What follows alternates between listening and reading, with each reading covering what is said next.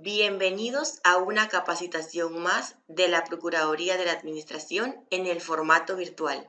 En esta ocasión se desarrollará el tema Población en condiciones de vulnerabilidad y su acceso a la justicia por el licenciado Fernando Cajar Coloma. El licenciado Cajar Coloma actualmente es juez de cumplimiento del Circuito Judicial de Herrera. Es abogado desde el 22 de febrero del año 2000. Durante 10 años desarrolló la defensa pública voluntaria en la esfera municipal, circuital y distrital, además de ocupar las posiciones de juez segundo y cuarto municipal del Distrito de Panamá. Inició formalmente en el órgano judicial el 16 de julio del 2012 como defensor público circuital en el programa de descongestión judicial hasta septiembre 1 del año 2012. El licenciado Cajar Coloma es egresado de la Universidad de Panamá.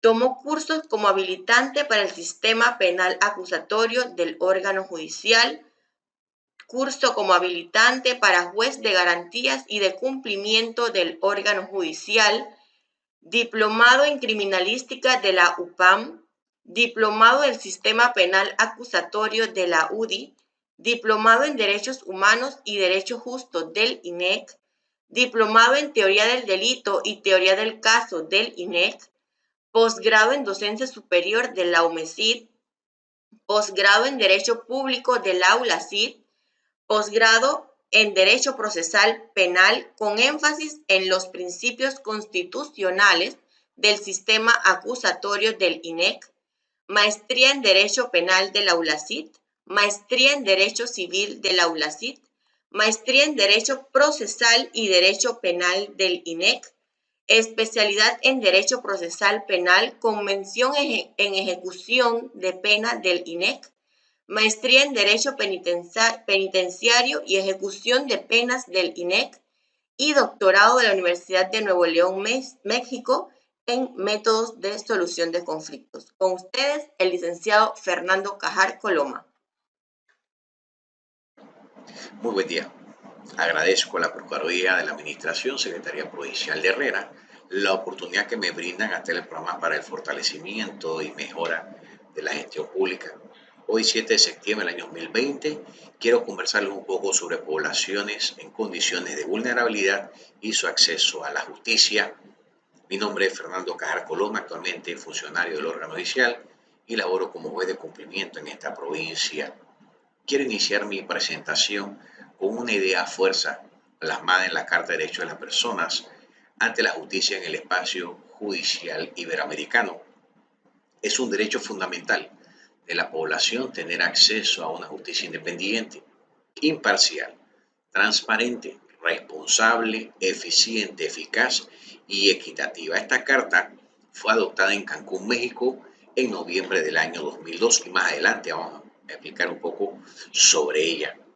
Los temas que quiero desarrollar con ustedes el día de hoy es hablar un poco sobre la ley de equiparación de oportunidades para las personas con discapacidad y sus adecuaciones. Me refiero a la ley 42 del 27 de agosto del año 1999. Algunos aportes al tema que han sido brindados por las cumbres judiciales iberoamericanas. Nos vamos a referir a la cumbre 13 de Cancún, México 2002, donde se adopta la Carta de Derechos de las Personas ante la Justicia en el espacio judicial iberoamericano. La cumbre 14 de Brasilia 2008, donde se adoptan las 100 reglas de Brasilia para las personas en condiciones de vulnerabilidad. La cumbre 19, Quito, Ecuador 2018, donde se genera una actualización de las 100 reglas de Brasilia sobre el acceso a la justicia de las personas en condiciones de vulnerabilidad, además de compartir con ustedes algunas experiencias aquí en provincia de Herrera y a nivel de la Corte Suprema de Justicia sobre el acceso a la justicia a las personas con algún grado de discapacidad. Antes de iniciar, entonces, vamos a referirnos un poco a la base legal en nuestro país sobre la ley de equiparación de oportunidades. Nos vamos a referir entonces a la ley 42 del 27 de agosto del año 1999. Es el instrumento legal base por lo cual la República de Panamá adopta una serie de medidas tendientes a equiparar las oportunidades a aquella población que mantiene algún grado de discapacidad. La misma fue reglamentada por el Decreto Ejecutivo 88 del 12 de noviembre del año 2002, definiendo parámetros con el objetivo de garantizar de alguna manera la igualdad de oportunidades para las personas con discapacidad en el ámbito cultural, familiar, educativo, social, de salud, económico y demás. Todo ello con el objetivo precisamente de que exista una equiparación de oportunidad para aquella persona que mantiene una discapacidad. La Ley 42 del 27 de agosto del año 1999 recibe una primera modificación a través de la Ley 134 del 31 de diciembre del año 2013, modificación que atiende básicamente o destaca de alguna manera el respeto a la dignidad de cada persona con discapacidad. Ese es el centro o el eje temático de esta reforma a la Ley 42. Posteriormente, se modifican algunos artículos de la Ley 42 del 99 por medio de la Ley 15 del 31 de mayo del año 2016, ampliando conceptos sobre el tema de equiparación, ampliando una gama de derechos para aquellas personas que mantienen un grado de discapacidad. Por último, con la Ley 43 del 6 de junio del año 2017, se generan modificaciones a la Ley 82 de 2013 que trata temas de violencia contra la mujer. Además, se modifican algunos artículos de la Ley 42 del 99, atribuyéndole competencias judiciales a la esfera civil precisamente cuando se incurran en inobservancia por parte de terceros, menoscabos o laceraciones a la moral, a la integridad de aquella persona que mantiene discapacidad. Una vez que se genera esta actuación, la persona con un grado de discapacidad puede acudir a lo judicial para establecer las acciones pertinentes y exigir el respeto de sus derechos que fueron establecidos por mandato legal. Es importante destacar que el Estado busca, con la adopción de las leyes de equiparación de oportunidades para las personas con discapacidad, garantizar y asegurar el ejercicio efectivo de los derechos y deberes, de las libertades fundamentales de las personas con discapacidad y del amparo de sus familias. Por el solo hecho de ser seres humanos se debe respetar su dignidad. Por lo tanto, el Estado está procurando, a través de medios legales, la garantía de estos derechos a aquella persona que mantiene un grado de discapacidad. Se logrará este objetivo a través de la adopción de medidas de inclusión e integración, acción afirmativa o ajustes razonables a las normativas legales para generar en igualdad de condiciones y calidad de vida la participación de aquellas personas que mantengan algún grado de discapacidad. Hay que eliminar toda forma de discriminación por aquella razón de discapacidad. No puede existir en nuestro país porque violentaría definitivamente normas constitucionales. Se violaría la Constitución Política de la República, normas que amparan los derechos de esta población. Por lo tanto, el objetivo fundamental de la ley es garantizar la inclusión, la integración y que se rompan barreras de discriminación para esta población. Además, podemos señalar que estos instrumentos legales se van a verificar la declaración del interés social, la asistencia y la tutela para el ejercicio de la personalidad y la capacidad jurídica de aquellas personas que mantienen un grado de discapacidad en igualdad de condiciones con las demás personas, garantizando la asistencia a las personas con discapacidad que presenten una disminución profunda de sus facultades, con el fin que cada uno de ellos pueda ejercer las acciones y obtener los derechos de la capacidad y la personería jurídica que les atribuye la ley. La ley mantiene objetivos muy claros. La ley de equiparación de oportunidades para las personas con discapacidad procura crear las condiciones que permitan a las personas con discapacidad el acceso y la plena inclusión a la sociedad y garantizar de forma alguna que las personas que mantengan algún grado de discapacidad, al igual que todos los ciudadanos de la nación, gocen de los mismos derechos, deberes y garantías que establece la Constitución política y la ley.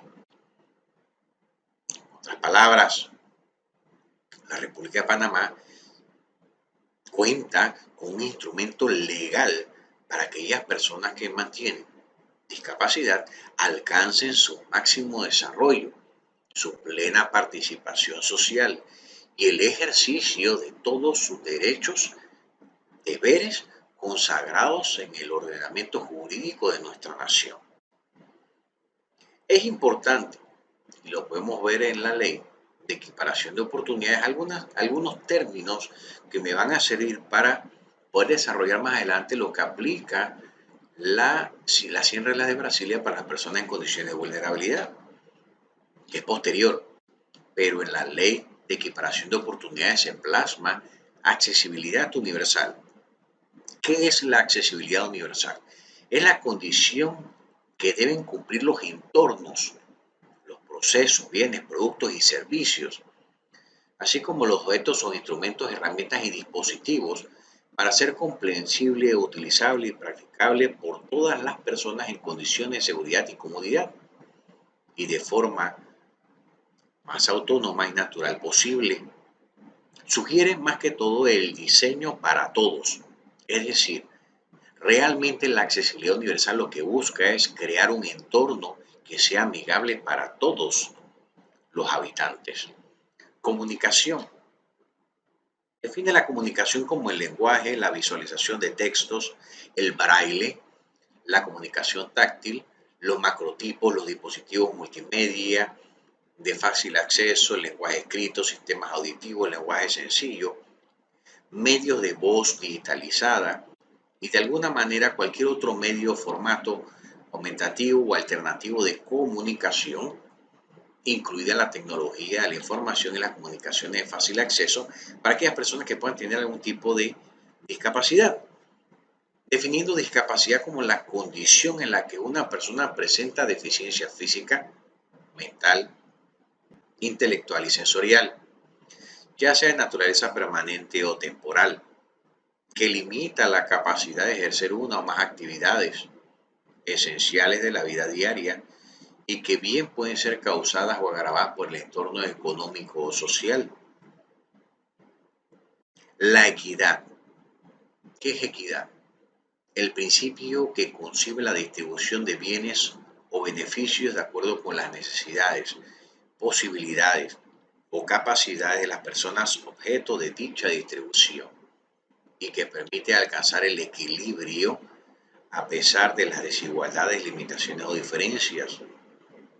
Equilibrio a pesar de las desigualdades. Es importantísimo esta parte de la definición de equidad dentro de la ley de equiparación.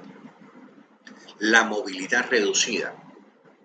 Movilidad reducida es la capacidad limitada para desplazarse por razón de una discapacidad, estado físico o otra condición similar.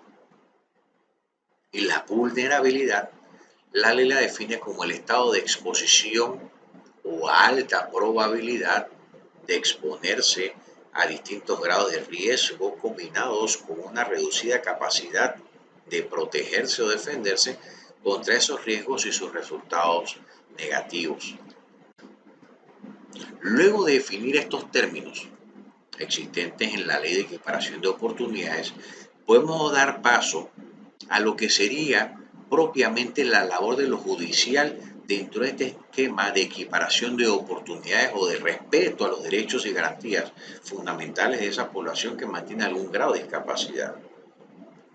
La Cumbre Judicial Iberoamericana ha realizado una serie de aportes al tema sustanciales, pero antes de verificar qué aportes ha dado la cumbre, podemos señalar que la Cumbre Judicial Iberoamericana es un foro donde se reúnen los poderes judiciales de Iberoamérica, con el ánimo o el objetivo de analizar los principales problemas jurídicos que se susciten en los países y establecer políticas tendientes a unificar esos criterios jurídicos que serían de aplicación para todos aquellos países que forman parte de la cumbre.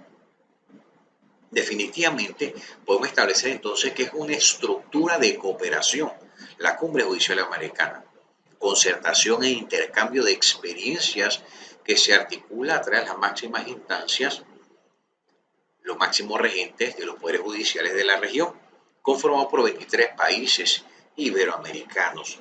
Los presidentes de las Cortes Supremas de Justicia de los tribunales superiores conforman la Cumbre Judicial Iberoamericana. Dentro de esas cumbres está la Cumbre Quintana Roo, que es la 7, Estados Unidos Mexicanos, de noviembre del año 2002. En esta cumbre se adopta, tiene como principal importancia la adopción de la Carta de Derechos de las Personas ante la Justicia en el espacio judicial iberoamericano. ¿Por qué razón es importante la cumbre de Cancún 2002? Porque se establece una primera noción de acceso a la justicia para esos 23 países de la región iberoamericana. Se define como acceso a la justicia el derecho fundamental que tiene toda persona para acudir y promover la actividad de los órganos encargados de prestar el servicio público de impartición de justicia, con la finalidad de obtener la tutela jurídica de sus intereses a través de una resolución pronta, completa e imparcial. Noción de acceso a la justicia marca las pautas de apertura a ese servicio público de impartición de justicia a toda persona, sin discriminación, sin distinción alguna, bajo los parámetros de cada normativa legal. Esta cumbre además consideró temas importantes, la asistencia legal y la defensa pública para los intervinientes en el proceso.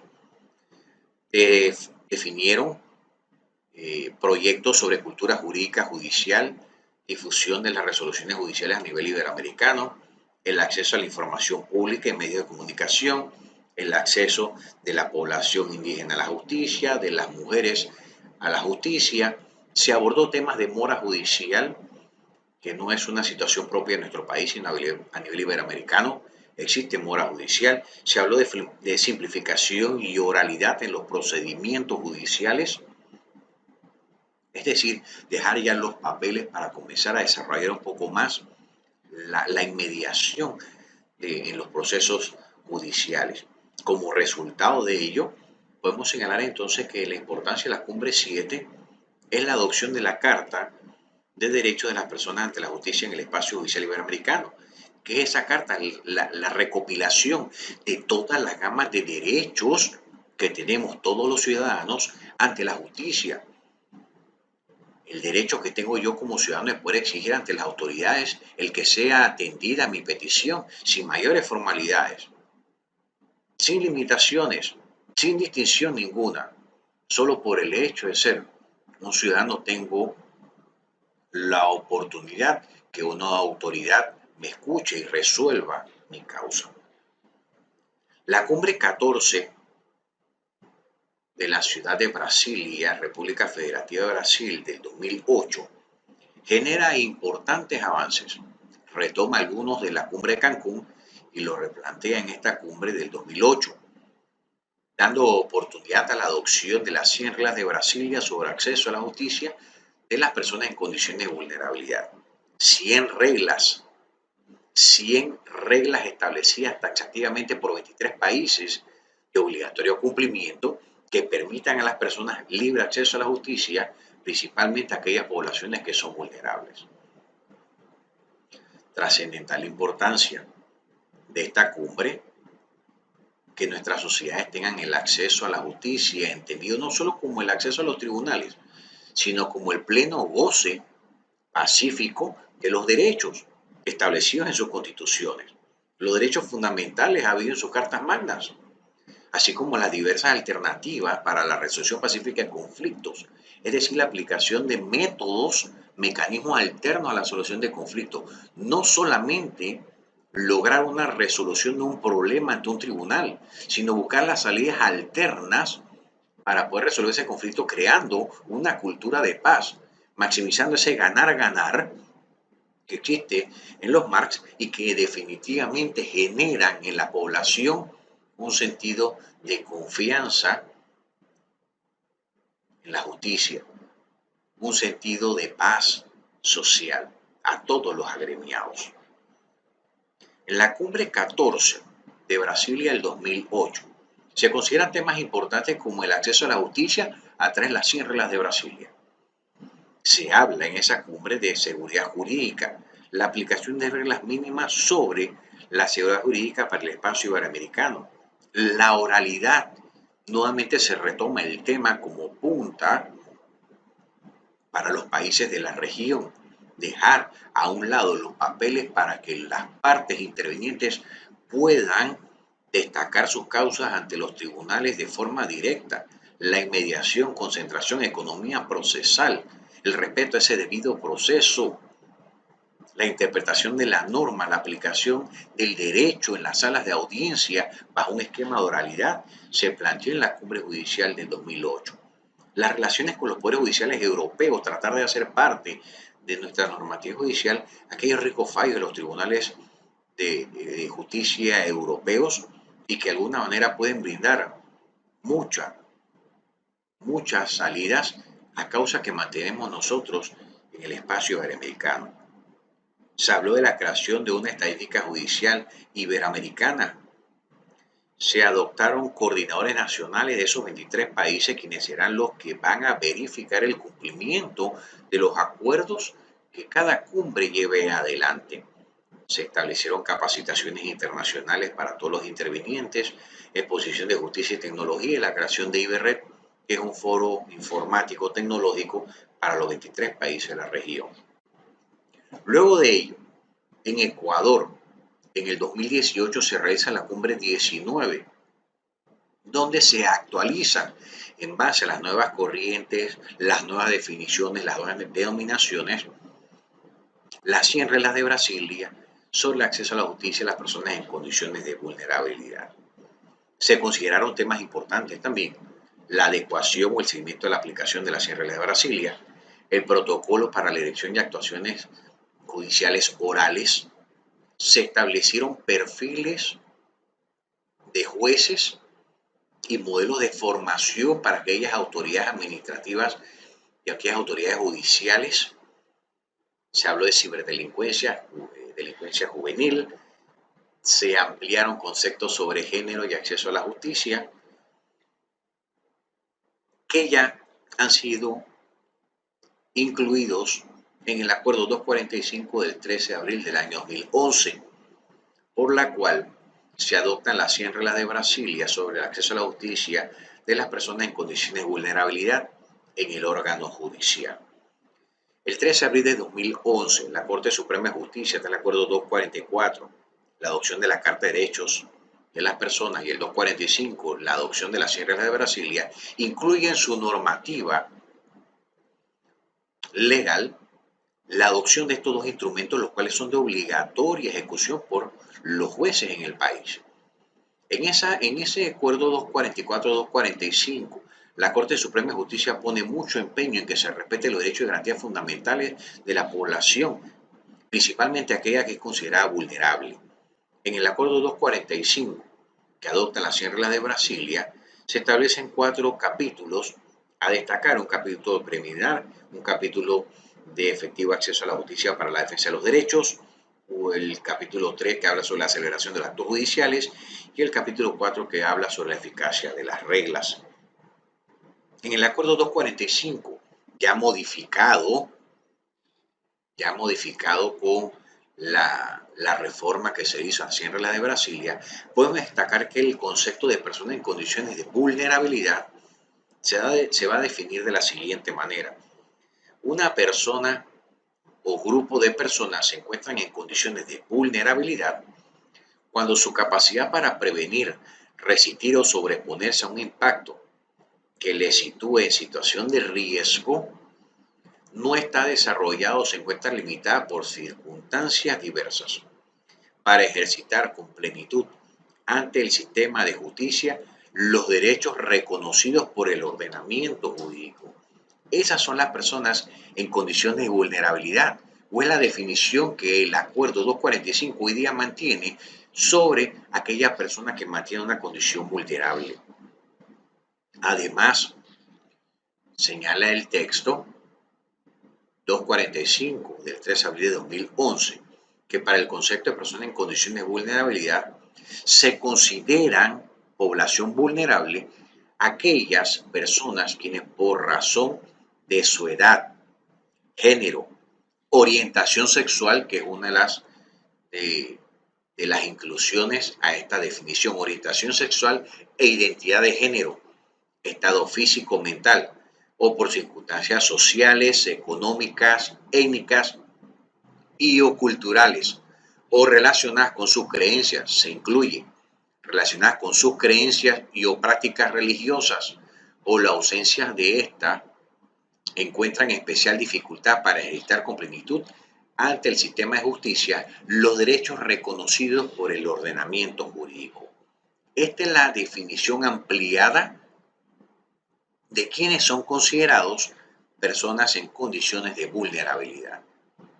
Además, destaca la norma que podrán constituir causas de vulnerabilidad, entre otras, la edad, la discapacidad, la pertenencia a comunidades indígenas, a otras diversidades étnicas, culturales, entre ellas, y se amplía la definición, personas afrodescendientes, así como la victimización va a generar causas de vulnerabilidad. Esa víctima revictimizada por el Estado en cada actuación judicial. La migración, la condición de refugiados, el desplazamiento interno de grupos de personas por nuestro país, la pobreza, el género, la orientación sexual e identidad de género son consideradas causas de vulnerabilidad y la población privada de libertad en nuestros centros penitenciarios. La concreta determinación de las personas en condiciones de vulnerabilidad en cada país va a depender lógicamente de las características específicas del nivel de desarrollo social y económico de cada nación y de lo que en algún momento puede establecer la normativa legal de cada país. Pero definitivamente estos 23 países acumularon esfuerzos para lograr determinar puntos en común donde se pudieran definir qué se puede considerar una persona en condiciones de vulnerabilidad y qué características puede revestir aquella persona que mantenga condiciones de vulnerabilidad o la haga sujeto de ser una persona en condiciones de vulnerabilidad. La constitución política de nuestro país nos obliga a acatar las normas de derecho internacional a través del artículo 4. El deber de los funcionarios es acatar lo que dice la Constitución y la ley, artículo 17. El respeto a los derechos y garantías fundamentales de todos los ciudadanos en nuestra nación.